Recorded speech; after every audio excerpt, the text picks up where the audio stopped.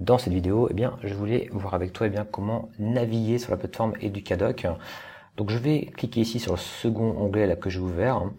Et ici, comme tu le vois, je retrouve l'ensemble de mes manuels. Alors moi ici, j'ai également des manuels donc enseignants. Donc dans ton cas, spécifiquement pour le cours de français, toi tu auras donc 3 manuels. Ici donc le livre unique de français, c'est le manuel sur lequel tu vas devoir le plus te connecter, parce que c'est là-dedans qu'il y a donc notamment les textes à lire, les exercices à réaliser. Tu auras également ici donc un manuel, un cahier donc de français, avec notamment d'autres types d'exercices à réaliser, d'autres cours spécifiques notamment à la grammaire, conjugaison, l'orthographe, le vocabulaire et l'expression. Et tu as également donc un manuel qui s'appelle donc Exo interactif, donc c'est dans la collection donc 360 Hatier qui te permet de faire des QCM directement en ligne. Alors on va ensemble se connecter sur le premier manuel, donc le livre unique de français.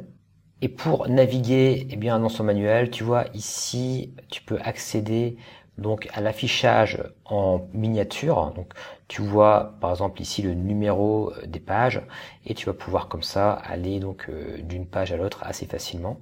Alors ici dans mon cas, je vais revenir d'ailleurs au début de ce manuel.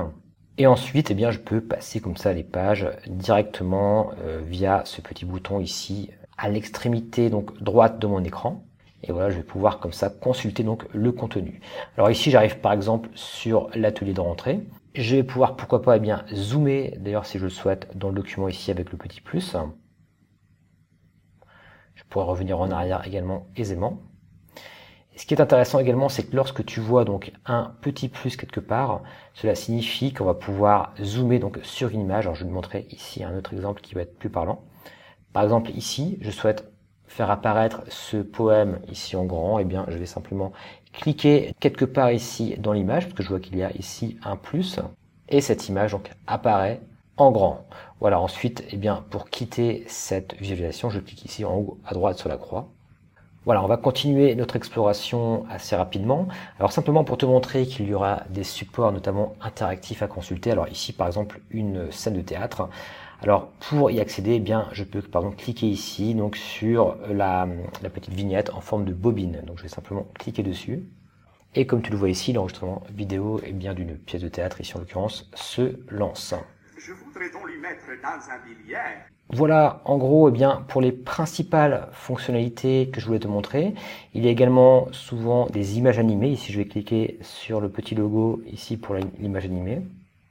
Et je lance la lecture.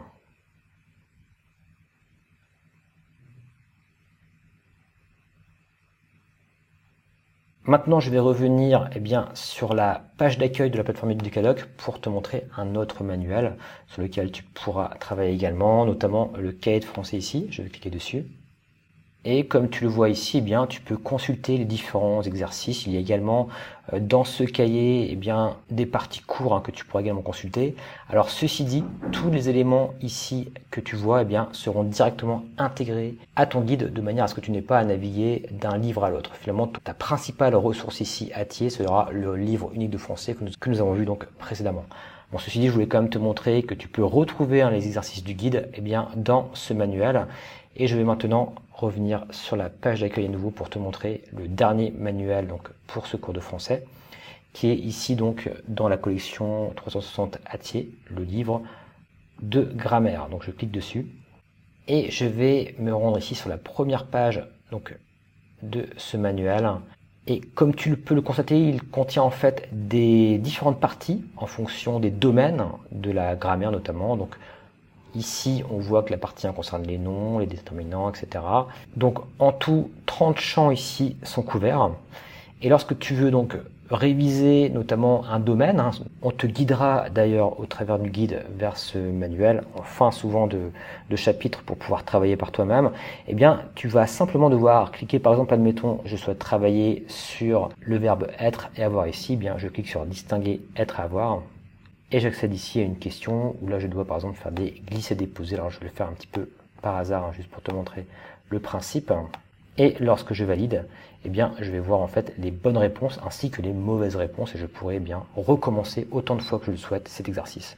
Voilà, c'est essentiellement bien sûr pour t'entraîner. Voilà, et bien je vais revenir maintenant sur la page d'accueil. Je te laisse maintenant prendre en main tes différentes ressources. Tout seul, tu commenceras à prendre tes habitudes de navigation. En tout cas, ici, on a vu un petit peu les principales méthodes, je dirais, pour consulter ces différents manuels qui, encore une fois, sont au nombre de 3 ici pour ton cours de français.